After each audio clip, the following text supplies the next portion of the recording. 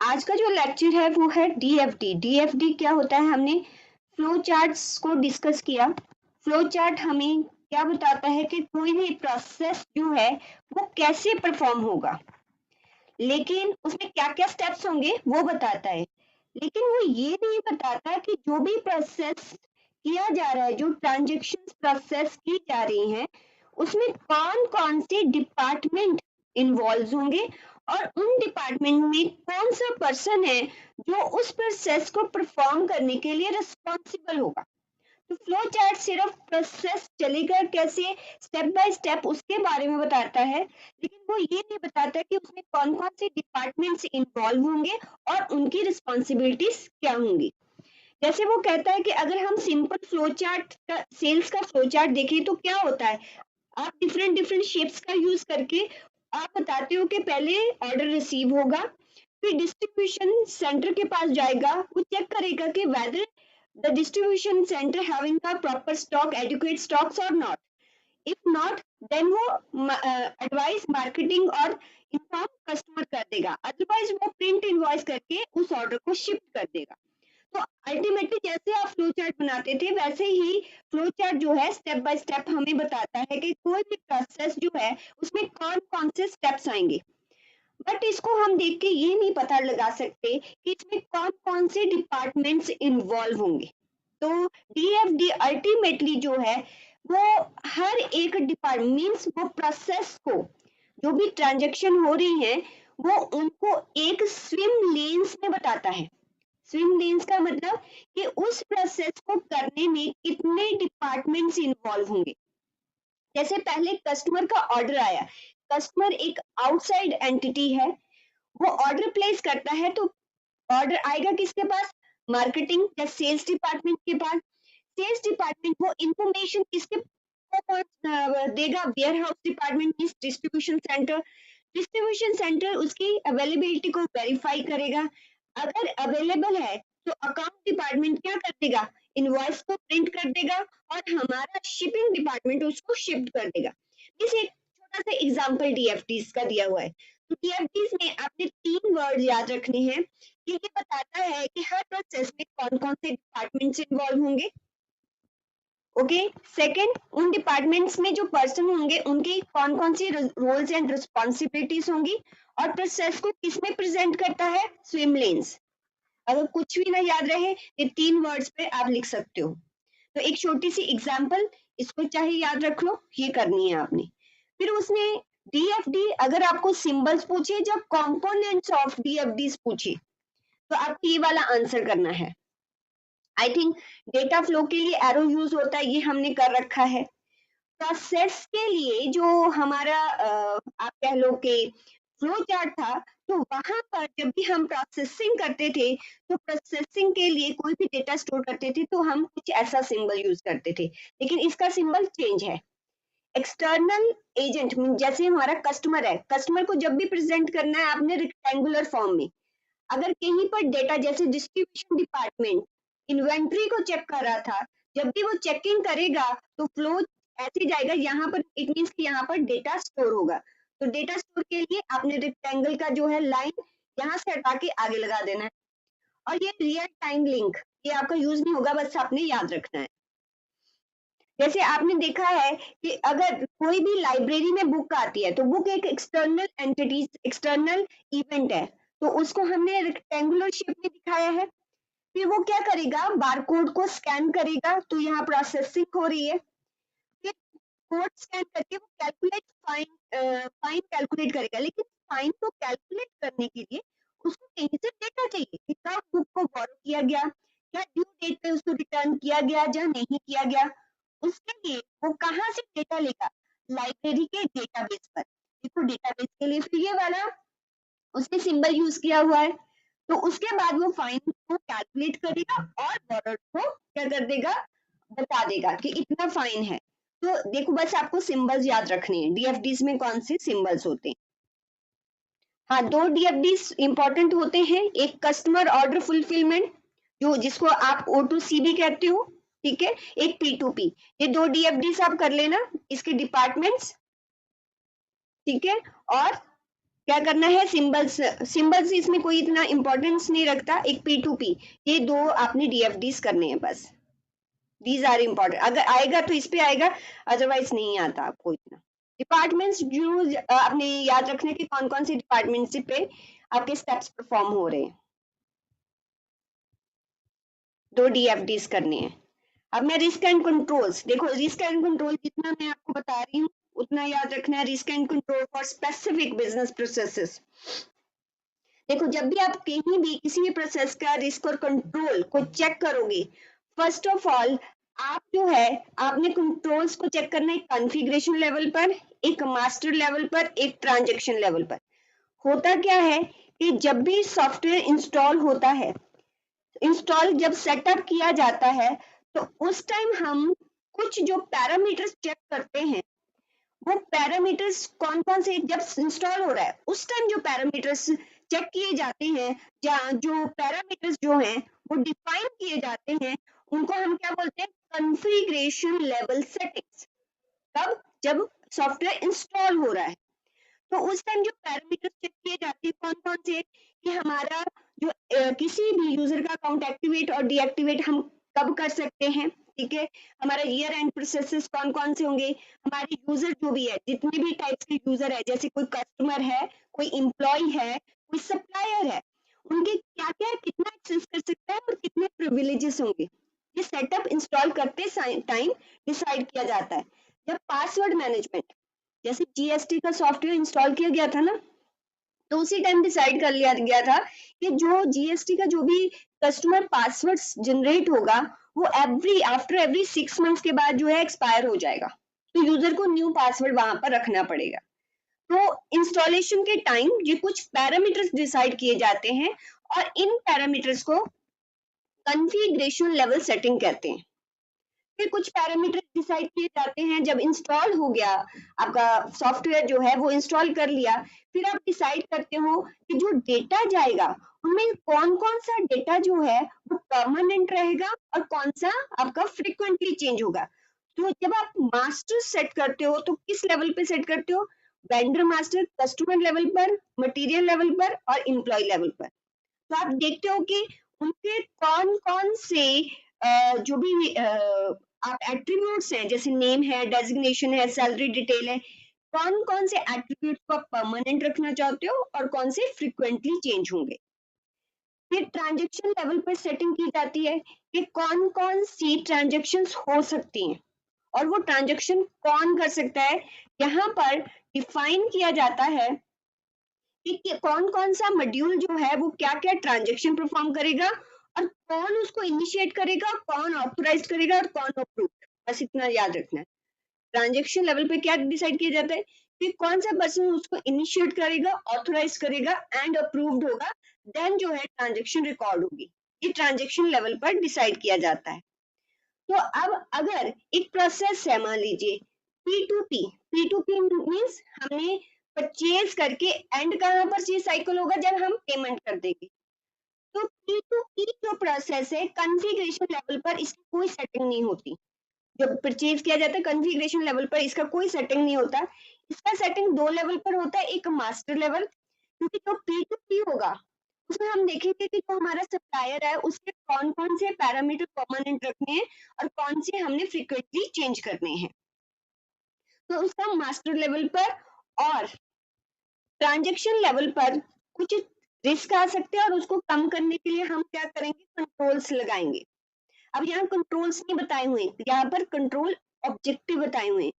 तो आप सिर्फ रिस्क पढ़ना, कंट्रोल ऑब्जेक्टिव तो उसका उल्टा ही होगा ना, कि इसको कम करने के लिए। तो रिस्क आप 3-4 याद रखने हैं, कंट्रोल ऑब्जेक्टिव अपना आप आपको आ जाएगा।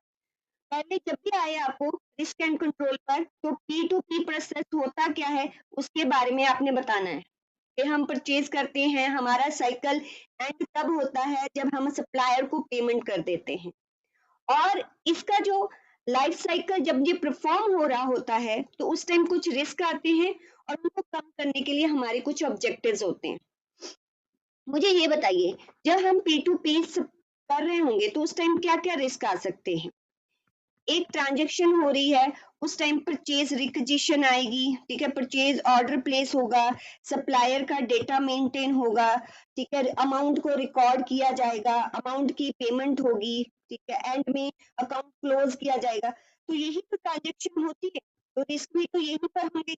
रिस्क कैसे याद रखनी है? तो इसमें रट्टा मारने वाली कोई बात नहीं कि हमने जो परचेज जो परचेज ऑर्डर्स हैं हमारा प्रॉपर्ली रिकॉर्ड नहीं हुआ, या हमारा परचेज ऑर्डर प्रॉपर्ली रिकॉर्ड नहीं हुआ, या इन टाइम रिकॉर्ड नहीं हुआ, या इनएक्यूरेट रिकॉर्ड हो गया, सप्लायर मास्टर में अनऑथराइज्ड चेंज हो गया, ठीक है, या जो अमाउंट है, जो भी अमाउंट है वो करेक्टली हमने रिकॉर्ड नहीं की, या अमाउंट जो है हमारी अप टू डेट नहीं है।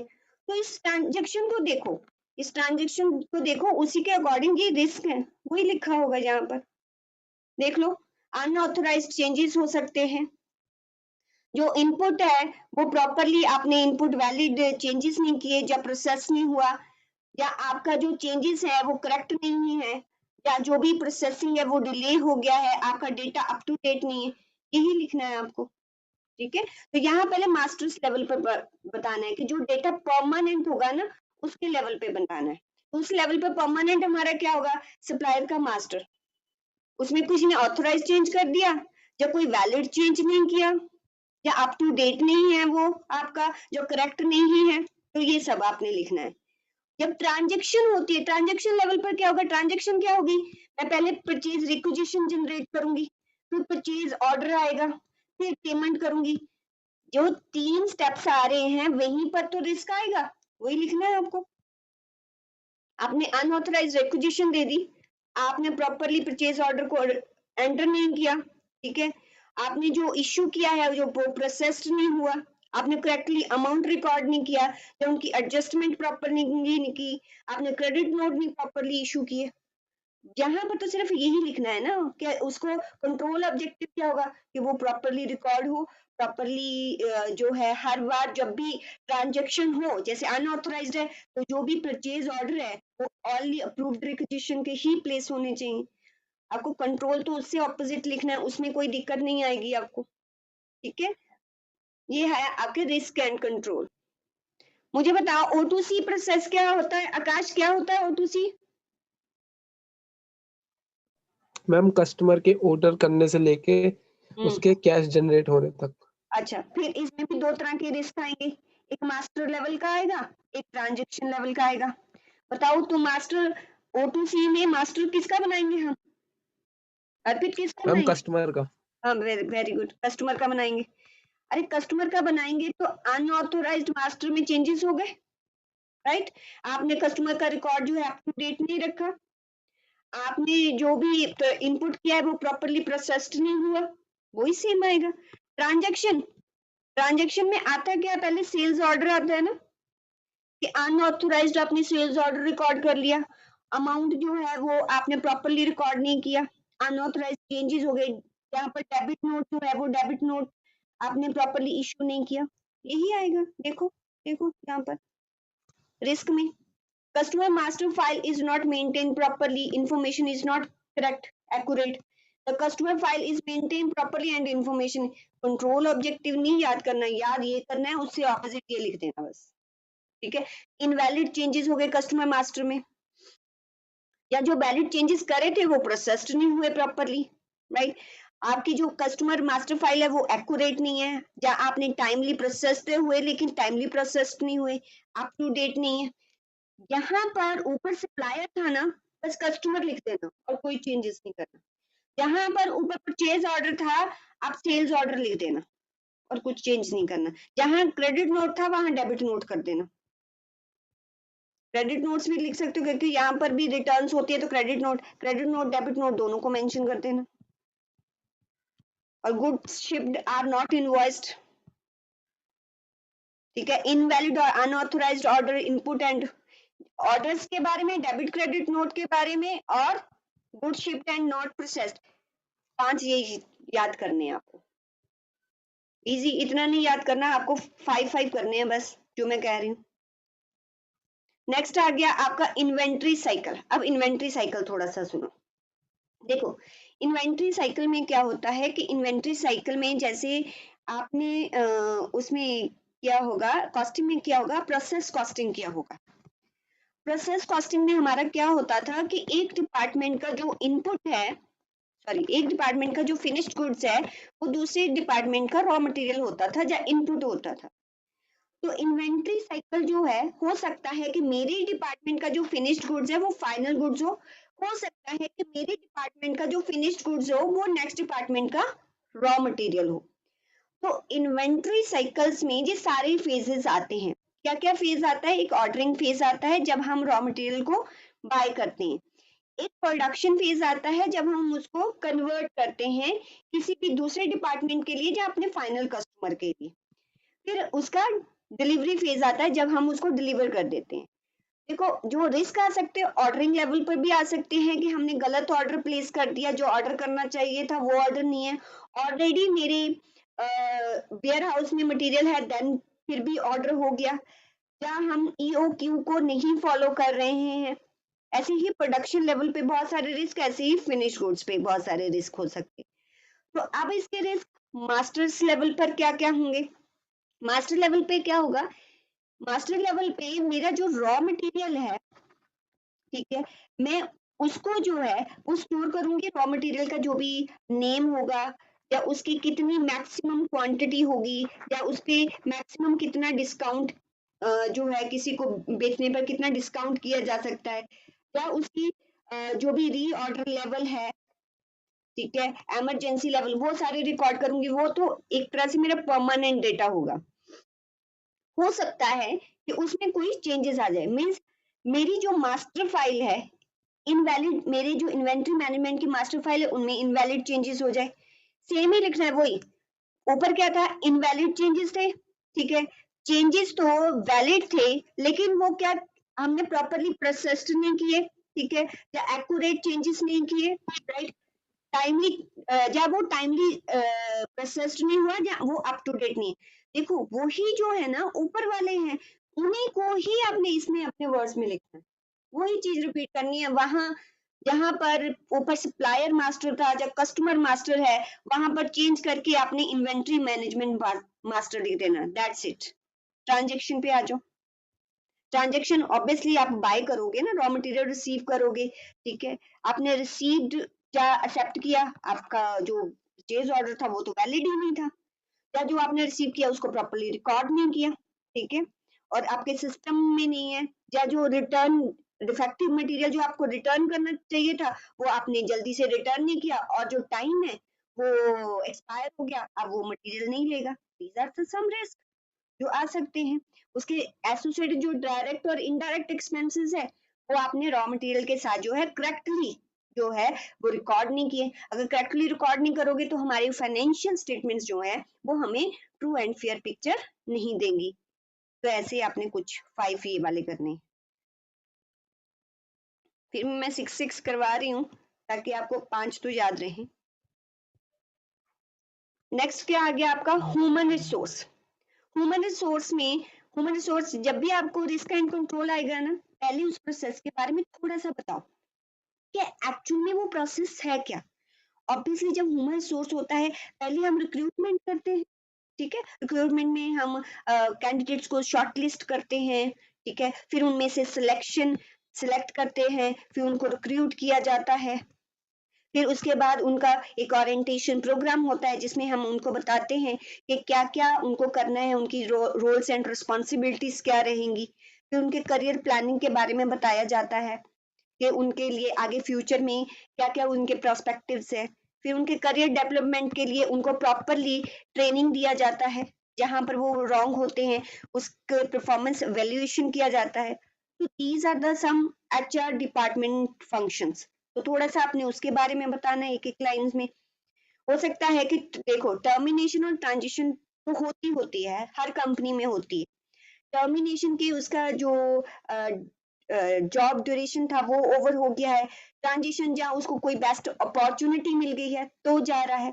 दोनों ही केसेस में जो एचआर डिपार्टमेंट है एक एग्जिट इंटरव्यू कंडक्ट करता है, ये जानता है कि कहीं पर कुछ एम्प्लॉयज को प्रॉब्लम तो नहीं आ रही। ये एग्जिट इंटरव्यू इसलिए किया जाता है ताकि स्टाफ टर्नओवर को कम किया जा सके। ये तो नहीं है कि हमारा स्टाफ जो है हमसे जो है अनसेटिस्फाइड होके जा रहा है, क्यों जा रहा है, वो सब कुछ देखने के लिए। तो ये सारा कुछ एग्जिट इंटरव्यू वगैरह करना, उसके प्लेस पर जो है वो प्रॉपर कैंडिडेट को हायर करना, इस एचआर प्रोसेस है। तो आप पहले प्रोसेस के बारे में थोड़ा सा बताएंगे। अब इसमें रिस्क क्या आ सकते हैं, पहले ना कॉन्फ़िगरेशन लेवल पर इसकी सेटिंग होती है। देखो ऊपर 3 प्रोसेस थे हमारे, कौन कौन से प्रोसेस थे, ऊपर सबसे पहले आया था P2P, फिर O2C, फिर आपका आया इन्वेंट्री का, उसमें कॉन्फ़िगरेशन नहीं थी। कॉन्फ़िगरेशन किसमें है, याद रखो, कॉन्फ़िगरेशन किसमें, एचआर में। क्यों, क्योंकि यहाँ पर एम्प्लॉय जब छोड़ेगा, जो एम्प्लॉय लीव कर रहा है वो हमारे सिस्टम को एक्सेस ना कर सके, तो हम सेटअप लेवल पर ही जब हम इंस्टॉल करते हैं तभी हम वहां पर कॉन्फ़िगर कर देते हैं कि अगर हमने किसी अकाउंट को डीएक्टिवेट किया है या कोई एम्प्लॉय को हमने लिख दिया है कि वो टर्मिनेट हो गया, तो उसका अकाउंट भी साथ में फ्रीज हो जाना चाहिए, अब वो हमारे सिस्टम को एक्सेस ना कर सके। तो यहाँ पर कॉन्फ़िगरेशन लेवल सेटिंग आएगी। ठीक है, तो वही है, रिस्क क्या होगा, अगर आप ये सेटिंग नहीं करोगे तो रिस्क क्या आएगा कि employees who left the company continue to have system access. अब जो लेफ्ट कर जाते हैं, बैंक का कोई एम्प्लॉय एक बैंक को, पर्टिकुलर बैंक को छोड़ता है, तो वो उसके सिस्टम को एक्सेस ना कर पाए। ठीक है, ये कॉन्फ़िगरेशन लेवल पर उसकी सेटिंग होनी चाहिए। और एम्प्लॉय जो है सिस्टम को एक्सेस कर रहा है, उसकी जॉब रिक्वायरमेंट की, देखो कॉन्फ़िगरेशन लेवल पर याद करो, अभी मैंने सेटिंग बताई थी, क्या बताई थी, यूजर के एक्सेस एंड प्रिविलेजेस। तो यहाँ तो एम्प्लॉइज के एक्सेस एंड प्रिविलेजेस भी तो आएंगे, तो ये कॉन्फ़िगरेशन लेवल पे आएगा। ठीक है, दो बातें आपने यहाँ पर लिखनी है, कौन कौन सी, कि ये अगर एम्प्लॉय ने छोड़ दिया तो सिस्टम को एक्सेस ना कर पाए, अगर सिस्टम को एक्सेस कर रहा है तो जितनी उसकी जॉब रिक्वायरमेंट है उसके अकॉर्डिंग वो एक्सेस कर पाए। तो दो चीजें आपने कॉन्फ़िगरेशन में लिखनी है। आप बताइए मास्टर्स में क्या आएगा, ऑब्वियसली एम्प्लॉय, आप वैसे ही याद रखना, एम्प्लॉय मास्टर आएगा, पेरोल मास्टर आएगा, बातें वही आएंगी बार बार। इनवैलिड चेंजेस हो गए मास्टर्स में, चेंजेस किए वो एक्यूरेट नहीं थे, अच्छा एक्यूरेट तो थे लेकिन टाइमली प्रोसेस्ड नहीं हुए, जब करेक्टली प्रोसेस्ड नहीं हुए, राइट। जो एम्प्लॉइज की टर्मिनेशन जो हुआ है वो विदाउट स्टैट्यूटरी रिक्वायरमेंट हो गया है, स्टैट्यूटरी रिक्वायरमेंट्स होती हैं वो आपने कंप्लाई नहीं करी है। ठीक है, तो ऐसा कुछ आपने 3-4 बातें लिखनी है। ये टाइमली प्रोसेस नहीं है, अप टू डेट नहीं है। देखो वही 4 पॉइंट आपने याद रखने हैं, कौन कौन से, एक तो इनवैलिड चेंजेस,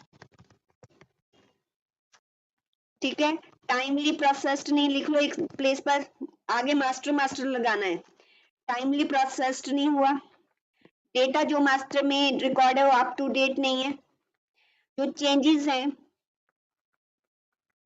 वो प्रॉपरली प्रोसेस्ड नहीं हुए, ये तो टाइमली प्रोसेस नहीं हुए जब प्रॉपरली प्रोसेस्ड नहीं हुए। यहाँ पर एक स्टैट्यूटरी रिक्वायरमेंट की बात है कि जो भी आपका टर्मिनेशन है वो एज पर स्टैट्यूटरी रिक्वायरमेंट नहीं हुआ है। तो ये कुछ बातें आपने याद रखनी जिससे आपने पॉइंट्स बनाने हैं। ये किस लेवल पर था, मास्टर्स लेवल पर। इसका ट्रांजैक्शन नहीं है, अगर ट्रांजैक्शन इन्होंने नहीं दिया, बट अगर ट्रांजैक्शन हमारा होता तो ट्रांजैक्शन में जो सैलरी जो है वो करेक्ट अकाउंट में डेबिट या क्रेडिट नहीं की गई, तो ऐसे आप लिख सकते हो, पर उसने ट्रांजैक्शन दिया ही नहीं है। अगर नहीं दिया तो हमारे लिए तो अच्छा ही है। ठीक है, तो आपको ट्रांजैक्शन इसमें नहीं याद करना, इसमें दो ही याद करने, कॉन्फ़िगरेशन और मास्टर्स। आपको ओके ट्रांजैक्शन नहीं होता है बट उसने नहीं दिया। फिक्स्ड एसेट्स, अब फिक्स्ड एसेट जो है ना, this is somehow it's important, कहीं ना कहीं आपकी इंपॉर्टेंस रखता है ये वाला रिस्क एंड कंट्रोल। देखो आपको आ सकता है कि फिक्स्ड एसेट जो है उसके रिस्क एंड कंट्रोल, आपको ये स्टेप जरूर याद रखनी, ये वाले फिक्स्ड एसेट्स का। अल्टीमेटली इनमें है क्या, देखिए, देखो टिपिकली जब भी हम फिक्स्ड एसेट्स एक्वायर करते हैं, ठीक है, उसमें क्या क्या स्टेप्स है, पहले तो हम कहीं से प्रोक्योर करेंगे उस एसेट्स को, फिर हम उसको रजिस्टर में ऐड करेंगे, राइट। हाँ, अब हम उसमें कुछ एडजस्टमेंट करेंगे, जैसे एडजस्टमेंट क्या है, फॉर एग्जांपल मैंने उसमें कुछ इम्प्रूवमेंट करवाई है या उसकी रिपेयर करवाई है। आपको पता है कुछ रिपेयर्स जो होती हैं, इम्प्रूवमेंट्स होती है, वो कैपिटलाइज्ड होती हैं, कुछ रेवेन्यू होती हैं, तो उसके अकॉर्डिंग आपको अपने एसेट्स में एडजस्टमेंट करनी होती है।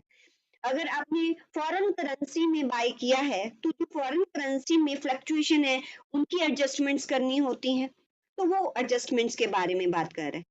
फिर आप एसेट्स को जो है वो ट्रांसफर बेच देते हो, किसी सब्सिडरी को दे दिया या किसी और डिपार्टमेंट को दे दिया, या इंटर ट्रांसफर होगी या इंटर कंपनी होगी, बाहर कर दिया या कंपनी के अंदर ही कर दिया, उसका जो इम्पैक्ट है उसको रिकॉर्ड करना। फिर आपको पता है कि आपको डेप्रिसिएशन जो है वो एज पर कंपनीज एक्ट जो है वो उसके अकॉर्डिंग चार्ज करना पड़ता है। और apart from this income tax act के अकॉर्डिंग आपको एक ब्लॉक एसेट्स का ब्लॉक बनाना पड़ता है, उसके अकॉर्डिंग डेप्रिसिएशन मीन्स ये सारा कुछ आपको ध्यान रखना पड़ता है कितनी कितनी डेप्रिसिएशन। फिर उसके बाद हो सकता है कि मेरा जो एसेट है वो उसकी इम्पेयरमेंट होगी, impairment is no longer in use, उसका कोई यूज ही नहीं है, तो मैं उसको डिस्पोज ऑफ करती हूँ। अब डिस्पोज ऑफ करने पर उसका क्या क्या इम्पैक्ट पड़ेगा, उसकी जो भी वैल्यू रियलाइज्ड है उसको कैसे रिपोर्ट करना है, वो सारा ध्यान रखना पड़ता है। तो अल्टीमेटली कोई भी एसेट जब अक्वायर्ड होता है पहले हम प्रोक्योर करते हैं, उसको रजिस्टर में लिखते हैं, उसमें कुछ एडजस्टमेंट अगर इंप्रूवमेंट होती है या तो उसको ट्रांसफर कर देते हैं, फिर उसको डेप्रिसिएशन के बारे में देखा जाता है और उसके डिस्पोजिव के बारे में देखा जाता है। जब ये सारे के सारे जो स्टेप्स हम परफॉर्म करते हैं तो इसमें कुछ ना कुछ रिस्क होते हैं, कंट्रोल होते हैं। इसके रिस्क एंड कंट्रोल जो है मास्टर और ट्रांजेक्शन लेवल पर ही बताए गए हैं। अब यहाँ पर मास्टर को किसका बनेगा, फिक्स्ड एसेट्स का। पॉइंट्स वही याद रखने, क्या इनवैलिड चेंजेस हो गए, वैलिड चेंजेस रजिस्टर में है, इनपुट नहीं किए, प्रोसेस नहीं हुए, टाइमली चेंज नहीं हुआ, ठीक है, फिक्स्ड एसेट का जो रजिस्टर वो अप टू डेट नहीं है, वही पॉइंट लिखने हैं बस, कुछ और नहीं याद करना आपको, right. Masters clear. Then transactions, transaction क्या है, हम अक्वायर करके लाए उसको रिकॉर्ड ही नहीं किया, ठीक है। जो रिकॉर्ड जो फिक्स्ड एसेट एक्विजिशन है रिकॉर्ड एप्रोप्रिएट पीरियड में हमने रिकॉर्ड नहीं किया, या तो रिकॉर्ड नहीं किया या एप्रोप्रिएट पीरियड में नहीं रिकॉर्ड किया, राइट।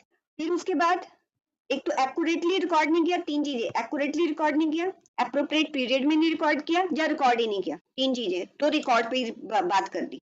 डेप्रिसिएशन चेंजेस जो है वो नहीं एक्यूरेटली आपने कैलकुलेट किए, आपको पता है ना कि कभी भी रीवैल्यूएशन करते हैं फिर आप उस पर भी डेप्रिसिएशन लेते हो, पर इनकम टैक्स जो है वो रीवैल्यूएशन को रिकॉर्ड करता है, तो आपका सिस्टम उसको एप्रोप्रिएटली रिकॉर्ड करे, ठीक, एक्यूरेटली कैलकुलेट नहीं किए, ठीक है, जहां उसको एप्रोप्रिएट पीरियड में रिकॉर्ड नहीं किया, जो भी डिस्पोजल है उसको रिकॉर्ड नहीं किया या एक्यूरेटली रिकॉर्ड नहीं किया, वो ही चीजें बार बार कितना याद रखना है।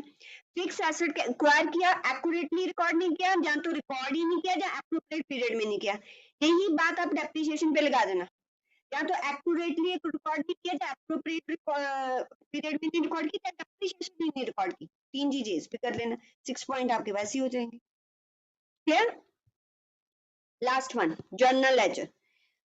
अगर आपको मॉड्यूल्स याद होंगे, देखो मॉड्यूल्स जो हैं किसी भी ईआरपी सिस्टम में बहुत सारे मॉड्यूल्स होते हैं, सेल्स का मॉड्यूल होता है, आपका एचआर का मॉड्यूल होता है, परचेज का मॉड्यूल होता है। इनमें जो भी ट्रांजैक्शंस होती हैं, इन सारी ट्रांजैक्शन को जो है इनका जो इम्पैक्ट है वो कहां पर जाता है, जर्नल लेजर। जैसे ही यहाँ पर सेल हुई जर्नल लेजर में डेटर्स क्रिएट हो जाएंगे और इसके पी एंड एल में जो है वो सेल्स चली जाएगी, डेटर्स किस में चली जाएंगे, बैलेंस शीट में। तो अल्टीमेटली जितने भी मॉड्यूल्स होते हैं उनका इम्पैक्ट कहाँ पर जाता है, जर्नल लेजर। तो जर्नल लेजर में क्या होता है, फाइनेंशियल ट्रांजैक्शन की एंट्री, फिर वो रिव्यू ट्रांजैक्शन करता है कि क्या अप्रोप्रिएट है, फिर उनको अप्रूव करके उनकी पोस्टिंग कर देता है और उससे क्या जनरेट करता है, फाइनेंशियल रिपोर्ट्स। ये सिर्फ अपनी अपनी ट्रांजैक्शन करते हैं, इसको कहीं पर ना कहीं जाकर जो है एक फाइनल रिपोर्ट बननी पड़ेगी। तो फाइनल रिपोर्ट बनने के लिए जो सारी ट्रांजैक्शन हर मॉड्यूल की कहाँ जाती है, जर्नल लेजर। तो जर्नल लेजर में क्या होता है, हमारी फाइनेंशियल ट्रांजैक्शन एंटर होती है, फिर उसका रिव्यू किया जाता है, अप्रूव करके उसकी पोस्टिंग कर दी जाती है और फाइनेंशियल रिपोर्ट्स बना दी जाती है। इसमें आपका कॉन्फ़िगरेशन लेवल आएगा ही आएगा। क्यों आएगा, क्योंकि जनरल लेजर में किस मॉड्यूल की कौन सी ट्रांजैक्शन आनी चाहिए, उसका क्या इम्पैक्ट जाना चाहिए, ये पहले ही इंस्टॉलेशन के टाइम ही डिसाइड कर दिया जाता है और उसको कौन ऑथोराइज करेगा। अगर जनरल लेजर में ट्रांजैक्शन आ रही है या किसी भी लेजर में सेल्स मॉड्यूल में कोई ट्रांजैक्शन हो रही है तो सेल्स मॉड्यूल कर सकता है वो ट्रांजेक्शन के नहीं, ऑथराइजेशन यहाँ से आती जनरल लेजर से। तो ये इंस्टॉलेशन का टाइम डिसाइड किया जाता है। तो अल्टीमेटली कॉन्फ़िगरेशन में यहाँ पर आप 3 पॉइंट याद रखना है। एक तो unauthorised general ledger entry could be passed, जो यहाँ से इंस्टॉलेशन के टाइम हमने डिसाइड भी ना किया, अनऑथराइज कहीं और से जनरल एंट्री जो है मेरे जनरल लेजर में आ रही है, तो मेरी रिपोर्ट्स गलत बनेंगी, राइट। और आपने याद करना है कि सेग्रीगेट जो सिस्टम की फंक्शनैलिटी है, उन्होंने अल्टीमेटली ये सेग्रीगेशन ऑफ ड्यूटीज की बात कर रहा है कि जो पोस्टिंग है ना, अप्रूवल अलग अलग होनी चाहिए। जो पोस्ट कर रहा है वो ट्रांजेक्शन को अप्रूव ना करे, ये कॉन्फ़िगरेशन लेवल पर ही डिसाइड कर लो। सेकंड, जो इंटरलेटेड बैलेंस शीट और जो इनकम स्टेटमेंट है जिसको हम P&L बोलते हैं, account do not undergo automated reconciliation. Means P&L में कुछ और अमाउंट दिख रहा है, बैलेंस शीट में कुछ और अमाउंट है, उसका इम्पैक्ट जो है करेक्टली दोनों में जो है वो करेक्टली रिकंसाइल नहीं हुआ, ठीक है। अगर रिकंसिलेशन प्रॉपर हो उसके कंट्रोल आपको लगाना पड़ेगा। ये 3 पॉइंट आपको याद रखने हैं, दैट्स इट, और नहीं। मास्टर्स पे आ जाओ। अब मास्टर्स यहाँ पर कौन सा मास्टर आपने रखना है? General ledger master. या तो उसमें जो है वो रिव्यूड आप प्रॉपरली नहीं करते, ठीक है। इसमें आप कोई एक पॉइंट याद कर लो, यादा नहीं याद करना, ये वाला फर्स्ट पॉइंट याद कर लो। ये standard of chart of account आपको याद नहीं रहेगा। वैसे मैंने आपको जब ERP के मॉड्यूल्स कराए थे वहां स्टैंडर्ड चार्ट ऑफ अकाउंट्स कराया था, बट स्टिल आप फर्स्ट पॉइंट देखो। General ledger master file change reports are not generated by the system, are not reviewed as necessary by an individual who does not input the changes. जो input देखो, यहाँ पर segregation of duties की बात ultimately की जा रही है कि जो भी जनरल लेजर मास्टर में चेंजेस आ रहे हैं, वो चेंज जब आया उसकी एक रिपोर्ट जनरेट होती है। जब भी कुछ चेंजेस होते हैं रिपोर्ट जनरेट होती है कि इसमें जो जनरल लेजर में ये चेंजेस किए गए हैं, और उसकी रिपोर्ट जो है ना एक ऑथोराइज्ड पर्सन, एक पर्सन के पास जाती है। जब वो अप्रूव कर देता है तब फाइनल चेंजेस इंप्लीमेंट होते हैं। या तो जो आपका मास्टर जनरल लेजर का मास्टर में जब चेंज आया वो रिपोर्ट ही नहीं जनरेट हुई। रिपोर्ट तो जनरेट हुई, जो अथॉरिटी है जो इनपुट नहीं कर रहा है, जिसने चेंजेस नहीं किए, दूसरा पर्सन, उसने उसको अप्रूव नहीं किया या रिव्यू नहीं किया, तो ये एक रिस्क रहता है। ये एक ही आपको यहाँ पर कंट्रोल करना है। ट्रांजैक्शन में रिकंसिलेशन की बात कर देनी है। जो कॉन्फ़िगरेशन लेवल था, जब हम एंट्री करेंगे वो प्रॉपरली जो है वो रिकॉर्ड नहीं हुई ट्रांजैक्शन, या जो इंटर रिलेटेड था वो रिकंसिलेशन प्रॉपरली नहीं हुआ। 2 ही पॉइंट कॉन्फ़िगरेशन के आपने यहाँ पर भी ये लिख देने, इससे ज्यादा आपने इसमें नहीं करना। जनरल लेजर तो जनरल लेजर में कॉन्फ़िगरेशन के 3 पॉइंट करने हैं, मास्टर्स का 1 पॉइंट करना है, और 3 पॉइंट आपको ट्रांजेक्शन के करने हैं, दैट्स इट। थोड़ा जनरल लेजर में आपको दिक्कत आएगी, बाकी जो ऊपर वाले हैं वो तो सब में सेम है। Invalid changes, not recorded, recorded but not processed, यही आएगा उसमें।